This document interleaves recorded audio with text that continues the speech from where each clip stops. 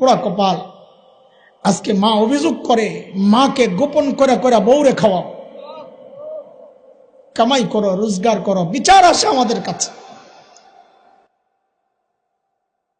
হযরত মাঝে মধ্যে পর্দার ফাঁক দিয়ে দেখি এই দৃশ্য, কলিজা ছিঁড়ে যায়। বলে কি দেখেন? বলে সন্তান ফলের মৌসুম, ফল এনে এনে খাটের নিচে লুকায়া রাখে, আমি যেন না দেখি। মাঝে মধ্যে দেখি বউয়ের মুখে খাবার তুলে দিচ্ছে, সন্তানের মুখে খাবার তুলে দিচ্ছে। আরে পোড়া কপাল, দে, এটাও সুন্নাহ, দে। কিন্তু ওই যে পর্দার ফাঁক দিয়া যে মানুষটা দেখতেছে, ওই মানুষটা কি চিন্তা করে জানোস? ওই মানুষটা চিন্তা করে, হায় এটা আমার ওই সন্তান না, যে ঘরে একটা ভালো খাবার তৈরি হইলে যার মুখে না দিয়া আমি কোনোদিন খাই নাই। এজন্য মাসআলা, কোন সন্তান যদি বাবা মার আগে ইন্তেকাল করে, বাবা তো সন্তানের লাশের পেছনে পেছনে যাইতে পারে, বাবা তো সন্তানের কবরেও নামতে পারে।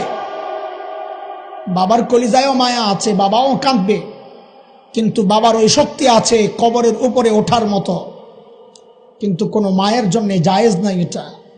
কেন? কারণ দুনিয়ায় এমন কোনো মা নাই যে সন্তানের কবরে নেই, মা সন্তানকে দাফন কইরা সুস্থ অবস্থায় উপরে উঠবে, মা নিজেও লাশ হইয়া সন্তানের সাথে শুয়ে পড়বে। বড় আজীব এক চরিত্র মা।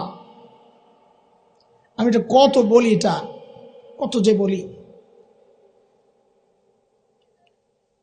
মাহফিল শেষে যখন ঘরে ফিরতাম, আহা, ওই দৃশ্য মনে পড়লে কলিজা ফেটে যায়। ফজরের আগে তাহাজ্জুদের ওয়াক্তে গিয়ে দেখতাম সন্তানরা ঘুমাচ্ছে, বিবি ঘুমাচ্ছেন, একজন মানুষ জায়নামাজ বিছায়া বসে আছে। দৌড়াইয়া যায়, জড়াইয়া ধরতাম, যাই ঘরে যাই, আমার কাজই ছিল এটা। মাঝে মধ্যে জিজ্ঞেস করতাম, ঘুমান না? তো কি বলতেন, যতক্ষণ বাহিরে থাকো ঘুম তো আসে না। এর নাম তো মা।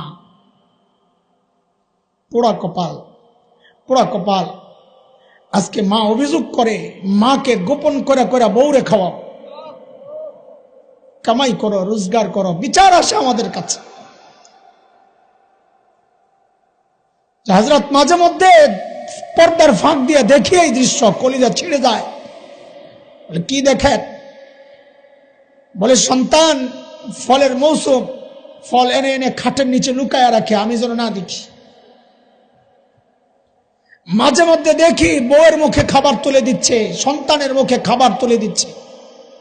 আরে পোড়া কপাল, দে, এটাও সুন্নাহ, দে। কিন্তু ওই যে পর্দার ফাঁক দিয়া যে মানুষটা দেখতেছে, ওই মানুষটা কি চিন্তা করে জানোস? ওই মানুষটা চিন্তা করে, হায় এটা আমার ওই সন্তান না, যে ঘরে একটা ভালো খাবার তৈরি হইলে যার মুখে না দিয়া আমি কোনোদিন খাই নাই। ওই সন্তান না? সন্তান 5টা, ঘরে আপেল 5টা। এক বুজুর্গ বলেন যে ওই দিন বুঝেছি মার ভালোবাসা কাকে বলে। ঘরে আপেল 5টা, সন্তানও 5টা। মা 5 জনের হাতে 5টা দিয়া বলেন, আমি আপেল পছন্দ করি না, তোমরা খাও। পোড়া কপাল। ঈদ আসলে বিবি সন্তানদের মুখ উজ্জ্বল করার জন্য কত আয়োজন তোমার, অথচ তুমি জানো না এই বাবা মা একটা দামি জুতা পরেন নাই, একটা দামি কাপড় পরেন নাই। কেন? টাকা কবরে নিয়ে যাবে? আরে না, পোড়া কপাল, তোর উজ্জ্বল ভবিষ্যতের আশায়। আর আজকে তুই লুকায়া লুকায়া, মা দেখবে, বাবা দেখবে, লুকায়া লুকায়া বউরে খাওয়াস, লুকায়া লুকায়া শ্বশুর বাড়িতে নিয়ে যাস। জালেম কোথাকার।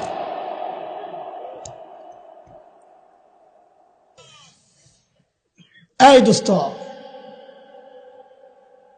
সবচেয়ে বেশি মায়া কার? আল্লাহ মানুষের মধ্যে কার? কার? না শাশুড়ির?